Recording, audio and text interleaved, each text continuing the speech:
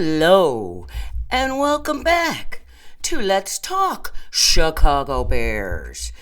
I'm doing it on Saturday. It's the Saturday edition because yesterday this announcer was under the weather a little bit. You know, I'm still recovering from complete knee replacement I had back about almost 4 weeks ago on the 13th of November. And I'm, plugging along. It is, if you didn't see my last show, it was not fun. First week, extremely painful. Oh my God, I gave birth naturally with no painkillers, and that was easy compared to this knee surgery. I know. And then week 2, pain, bearable but pain. Week 3, pain. The one thing that's really sucks is at the end of the day when I go to bed, it just throbs. Boom, boom, boom, boom, boom, boom. It's an ordeal, and the hardest part I haven't even started yet. I've been doing home rehab on the knee, but I have to go into center to do the really hard rehab. I think we're going to start next week. That's going to be a bitch. You're going to hear me crying and screaming all the way back in Illinois from Vegas, baby. So, okay, let's talk about what the show's about. The show is not about me and my knee experience, although I got to tell you, football players are badass human beings. You see these guys come back from this kind of stuff, not a complete knee replacement, but ACL and this and that, and they're back, and it's unbelievable what they play with when you really think about it. I slightly fractured my ribs years and years ago, and it was very, very painful, and I was like, guys, football players play with that. I don't get it. So, you know what? I think football players are the toughest out of all the sports.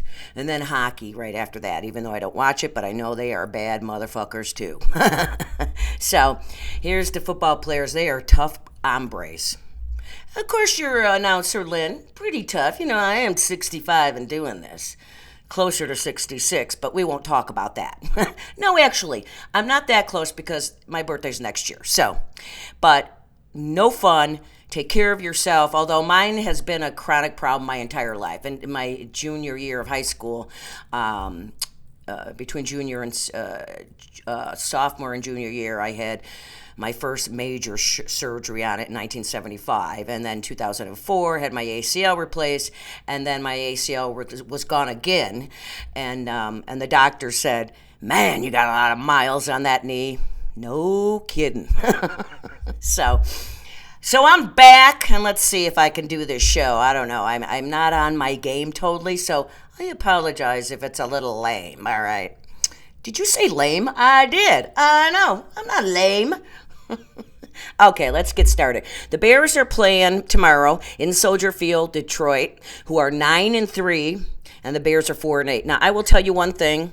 I want the Bears to win with all my might tomorrow. There is no doubt about it. But after tomorrow, I want Detroit to win the division and go on as far as they can in the playoffs because we know how it feels to have a shitty team for a long time, and Detroit knows it. They've never been to the Super Bowl, let alone win one. So go Detroit, okay? But not tomorrow because we want to beat your ass. So the Bears and Detroit have played 187 times, and this is one of the few teams the Bears are whipping them. The Bears have 104 wins to Detroit's 78 wins, and there was 5 ties. That tells you bad teams, right? I know. Okay, so let me do a few stats here, and then we'll chit-chat. The Bears, their average passing is 185.6 yards a game. That puts them 25th in the league. There's 4 categories I always talk about before the game, and the 3 out of 4, the Lions are in the top 10. Yeah, we're in trouble. And the Lions are averaging a pass of 263 yards a game. That puts them 4th in the league. The Bears beat them by not much in the rush. We're averaging 137.7. That puts us 3rd. And Detroit, listen to this, they're averaging 137.3, and that puts them 4th. So We beat them by points scored.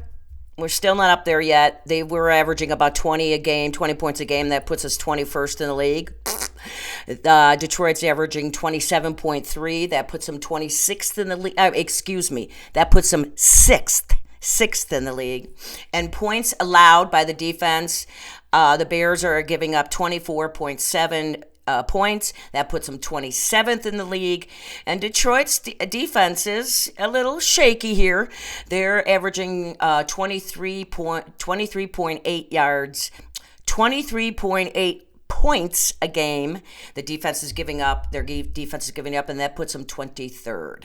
So they beat us in almost all categories. And here, when you compare the quarterbacks, Fields, he's only played 8 games opposed to all the games that Goff has played. So what are we? That's 12 games we played so far, right? So we know that this isn't going to be great, but he's passed so far, Fields, I can't talk today, 1,587 yards so far. And Goff, kicking our ass and his ass, he's passed for 3,288 yards. Look out, secondary. You're going to have a challenge, but I know you're up to it. Fields has thrown 12 touchdowns to 6 interceptions, which is much better than the previous years, except for he still has a problem fumbling. It's been a problem all 3 years, and in year 3, he should have corrected that problem, and he hasn't. And there's never a good time to fumble, but he always seems to fumble when it's really the most important. Goff, he has thrown 20 touchdowns to 8 interceptions, so good ratio there. Fields has been sacked a lot more than not a lot more, 8 more times. Fields has been sacked 29 times, and Goff has been sacked 21 times. And I tell you, I'm not on my game. I'm really, really not, and I apologize. Fields has rushed for 400 yards, and Goff, that's not even in the equation. He'll run a little bit here and there, but that's not something we need to worry about. So, running backs, the Bears have a total of 1,652 yards rushing this year. They just beat, we know that, Detroit. But we do it with a committee. We, unlike Detroit, you'll see in a minute, but our yards, the 1,652 that we have so far, are between Foreman. I like Foreman so much, and I think he's back this week, and we really missed him because he is one tough runner. Herbert, Johnson, our rookie, number 23, he's showing up. And then, of course, Fields with his 400 yards.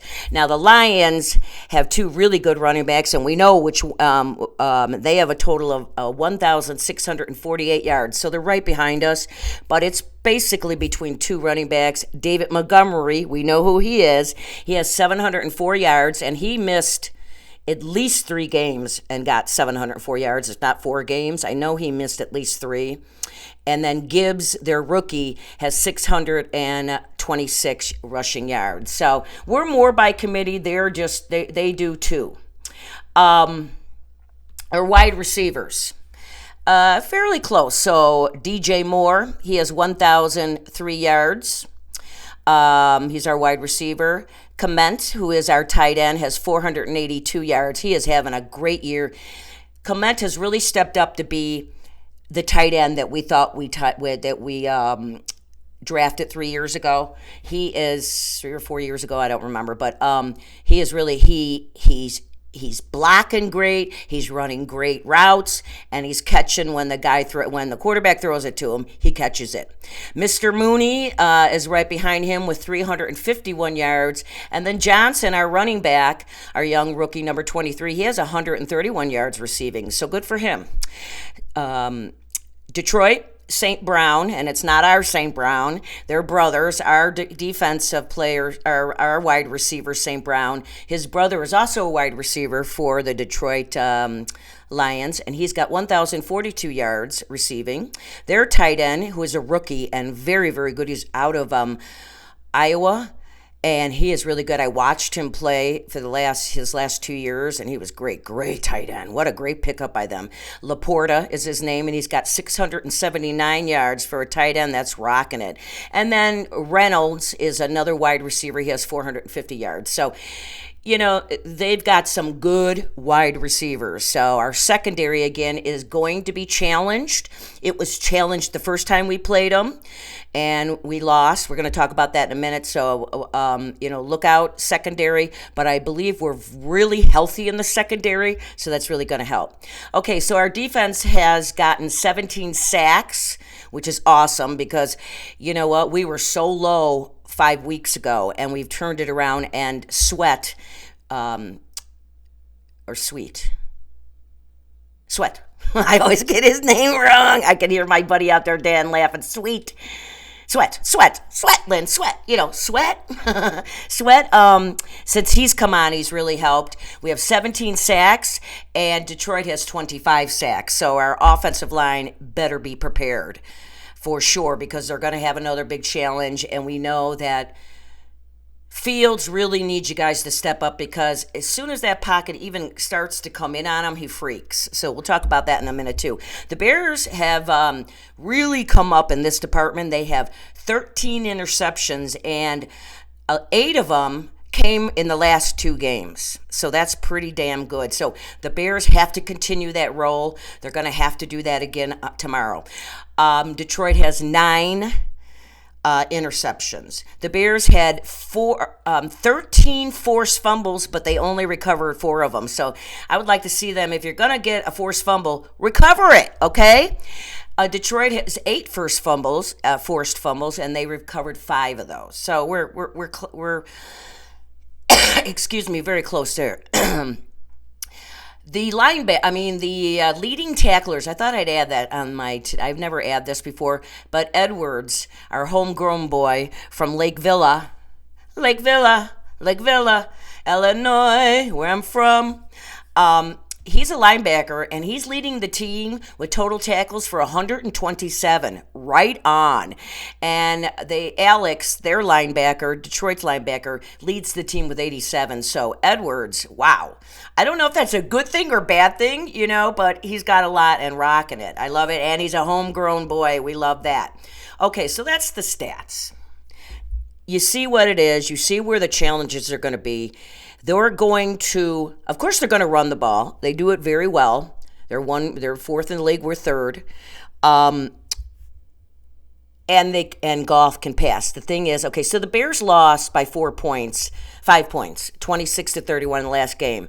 And the thing about that game is, I talked about it on Monday's show, but I'll briefly just go over it a little bit so we don't have to relive that nightmare. The Bears were winning in that game, the whole game. They were winning the whole game.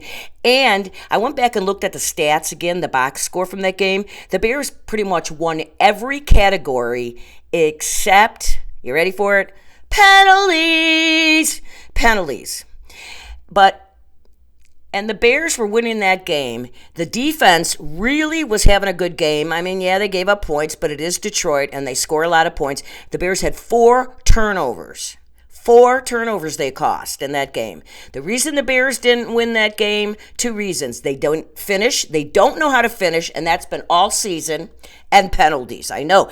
You got to have 5 or less. The Bears had 6 penalties for 69 yards in that game, and they just hurt them. And they were mostly on the offense, as it's been all season. It's been a theme for the Bears. Their offense causing a lot of penalties, which has really shot them in the foot. The Bears were winning up until the last 3 minutes of that game. And the thing about that game, too, was, if you recall, JJ, number 33, our backfield guy, he had, there was a pass that Goff was throwing, and he threw it right to JJ, and JJ had it in his bread box, but he dropped it. Had JJ caught that ball, game over. Bears win, because the very next play after that, dropped interception, they scored the winning touchdown, game over. Because after that, we had a chance, but Noah Getsy, he don't get it. Terrible play calling. Terrible. And it was like, come on, man. You know we're not good enough for that. So Getsy either goes from one extreme to another. He either throws short passes and screens every other play, because then he runs the ball, which we're good at that, but still, he's too obvious. Or he has him throw a 50-yard pass on 2nd down and 6. And then we're on 3rd down, or was that 3rd down? I think it was 3rd down. And, if you recall in that Detroit game, he had Fields throw that long pass, boom, that's it. The coaches, as far as finishing a game, the coaches, I think that's more on them, because they should put these players in a good position to win, and they're not doing it. Game in and game out. You go back and look at some of these games this year, and they were close. Sometimes closer than the score. And they just didn't finish. And that starts at the top. That's Flus, the defensive coordinator, who is Flus, and the offense coordinator, who is Getsy. And Noah Getsy, don't get it. So, they don't put these players in the position to win. And because these guys, I think, are playing lights out. So, Detroit. So, basically, Detroit, he's going to do exactly what he did last time. They're going to throw the ball, and they're going to run the ball. And so our secondary, first of all, our defensive line has got to get in his face more. We got to get to him. So, they're going to probably double team Sweat, and that's going to open up other guys on the D-line, and they have got to get in his face, because the thing about Goff is he doesn't like to get people in his face. Well, no quarterback likes that, but he can be flustered. You can fluster this guy. So if the Bears can do that, they proved it in that last game where they had 4 turnovers. And were they all interceptions? I was on a lot of drugs during that game, so I can't really tell you if they were or not.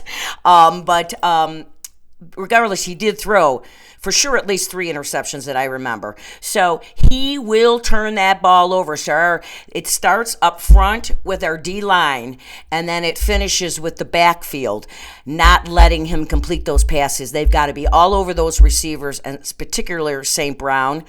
And if we take St. Brown at it, you got to take the other guy out of it. So the defense has got to be playing better than they played when we played them the last time. And the defense, the whole team was good until the last 3 minutes, and then they just fell apart. Again, don't know how to finish. They don't know how to win. This team does not know how to win. I know they haven't won. They've only won 4 games, so I get it. But that's, again, coaching. Coaching. So there's a lot to talk about this. So there's 5 games left, right? Yes, and it starts tomorrow. And Fields, we talked about this before. Fields is basically auditioning for the job on the Bears next year as their starting quarterback, and or the league. He's trying out for all of them because he has to have everybody see what he has. And I've mentioned this before. If Fields could just be the answer, even enough to keep him one more year, okay, on his 4th year. Keep him one more year. See if we get him another great wide receiver, maybe another O-lineman in there. We got a great running game. We don't need to really do any more of that. We got tight ends. Got one of the best tight ends in the league. We got DJ Moore. We got Mr. Mooney. And if you add, if we get the guy from Ohio State, Marvin Harrison Jr., but the wide receivers are not really the problem here. It's Fields and his ability to step up and avoid the rush when it starts to collapse on him, the offensive line. He's got to have that ability, and he's just terrible at that. And he's got to learn to calm down and read better. And you know what? You're going to have more confidence in himself. And if he doesn't have confidence in himself to get it in there when he should throw that ball, when he should release that ball, and that's his problem. He pulls it back and he stops, because then he's like, oh, he's not going to be open. The guy was open at that second, and he didn't throw the ball to the wide receiver, and then it's too late. So as we see, he only has 6 interceptions this year, which is great, although he's fumbled the ball quite a bit. But So he's brought that down, but the reason he's only got 6, and it's a good thing because he's not throwing the ball a lot, because he's pulling it back and either taking the sack, 29 sacks, and that's not all on the offensive line, I can tell you that, and or he takes off and runs. He's got 400 yards. No, there's nothing wrong with that, but he decides it too late. So he's got to be quicker on his feet and his decision making. He has to be quicker on that. And he's got to make decisions. He's got to read those defenses better. And the number one thing is he's got to learn to step away from that pocket. You see so many quarterbacks out there that can get away from it, duck it, do this or that. He just doesn't do it. He waits too long. So Fields, if he could just, I don't know, part of me just does not think he's the answer. And I've always been on the fence. You know that. I've talked about that the last 3 years. And I'm not sure. I've never been like totally on board with him. I know he's a good athlete, but there's just the intangibles, you know, and decision making is just not there. And I'm not sure if you can get that better going in the 4th year. Maybe. I don't know. But you know what, if we could go into that draft next year with him saying, okay, we're going to give him 1 more year, I'm not sure I'd like that, because then our alternative is we're starting all over. You're getting another quarterback, you're just going to throw him in, and it's going to be the same situation because, you know, he's going to be young and this and that. And I can tell you one thing now, and I'm going down on the record, I do not want that guy from USC. Is that Caleb Williams? I don't like him. I'm reading a lot of bad shit about him. Bad attitude, thinks he's all that. Don't want this guy. We do not want that. We've had that before. We don't want it. Okay? So,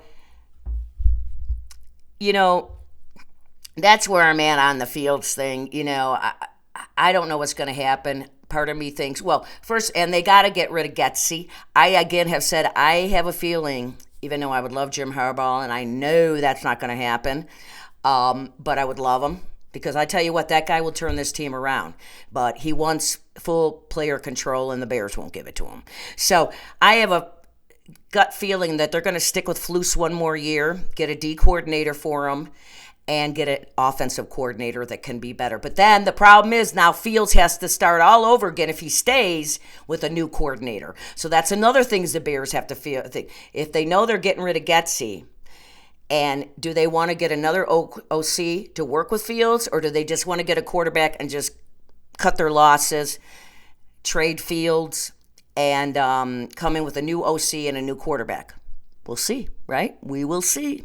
So Sunday's game, again, it's going to, okay, we got to talk about my 3s, right? Time of possession, penalties, and turnovers. Time of possession, so huge. Now, I know you all know this, right? You win that time of possession, what does it do? It keeps your offense on the field. Come on, I can't hear. Keeps their defense on the field. Keeps your defense off the field and their offense off the field. And you want to win the time of possession, although the Bears won it handily the last time they played Detroit, and it didn't really work, did it, Lynn? No. So I guess that's not a theory, but it is. Just didn't work this time because, and that's the thing about that Bears game. They won time of possession, they won the turnover battle, but they lost the penalties. So my theory of my 3s maybe was a little put to the test on that Detroit game, but still, time of possession huge. You want to win that. Penalties 5 or less, and our offense has been causing the majority, 90% of those penalties we get each week are on the offense, and that means they're shooting themselves in the foot. They do a positive play, and then they go back negative, positive, negative, and bad teams. No teams can really, no, it's not good for any team, but bad teams, it's really bad. And then you got to win the turnover battle because turnovers are your friend and they're the opposing team's enemy because it lifts your team. It gives you momentum. It gives you good field position a lot of times. So let's get all 3 this week and kick their ass. So again, our offensive line, you got to keep, they're going to come because they can sack. They like to sack, and they got way more than we do. So offensive line, I think our line is healthy again, which has really helped. So Come on, line. We've had a bye. You guys have to be rested. Let's go. Then our defense, as I said, starts with up front. Got to get in his face. Got to stop that run. So that the tackles got to at least try to stop that run. If not, the linebackers come in. And then the secondary, you guys are going to be put to the test again because he can throw. But you're gonna knock those balls down. And if our D-line, our tackles and edge rusher and Sweet and all those guys can get in his face, we can get a victory. And are we going to win? I don't know. I hope so. But I got a feeling we might. We're home. We've had a rest. Detroit has, they barely beat us. I don't know. I think the Bears might have a little bit of a chip on their shoulder. So this will be the week to see how the coaches have gotten these guys in to finish a game this week. Of course, they won 12-10 their last game before the bye over Minnesota, right? Yes, Minnesota. But so what? They didn't even score a touchdown, for cripe's sake. That is embarrassing. But a W is a W. So anyways, this is what I think. I think that if these coaches can have them playing air-free, every player on that team has got to come out tomorrow and play their 110% play. If each one of them does their own job, 110% individual job, and then bring it together, we're going to win that game. And we're going to beat their ass tomorrow. And then Detroit can go on and beat everybody else and win the division and go into the playoffs. That's fine. But not tomorrow. So let's go Bears! Okay. I wanted to give a quick shout out to some people. Peggy, I love you. You are awesome. My family, my brother, Scott, he's always checking on me. I love you. Friends out there checking on me. A lot of nice things. A lot of people have written me, get better. Thank you. I have a good base out there that likes to watch me. Haven't been on my best game yet, but I will get back. Each week I'm going to get better and better, just like my knee. So I got to cut this short because it's barking right now, and home rehab is going to be here in a little bit. That means I'm going to be in pain. So anyways, thank you, everybody, for all the well-wishers. Thank you for watching. And I am 11 subscribers away from 400, and that was my goal this year. I started out at 310, I think. So anybody that you know would like to hear me, tell them to subscribe, because wouldn't that be cool to get this old lady at 400? I mean, here's this lady, 65 years old, talking about her favorite thing, the Chicago Bears, and pretty knowledgeable, I will say, and in her season 4 of her show. So it's not a lot of subscribers, but it is to me. My 400 would be like 40,000 to other people, and it means a lot. My heart is full. Thank you. And tell everybody to watch me, okay? And you guys, as always, I always like to end the show, be positive, love people, stop hate. Let's rally around and love one another and help one another, and we could get through these tough times, because times are tough right now, and there's a lot of hatred going on, and I just don't get it. Let's just love one another. It's just easier. We are in the greatest country in the world. Don't ever forget that. With the greatest football team in the whole world. Anyways, so I love you guys. Keep on watching. We're going to win tomorrow. Otherwise, I'm going to be pissed on Monday. And if we win, maybe I'll do the victory song. And on that note, keep on rocking and rolling from Vegas, baby. See you Monday for a Victory Monday.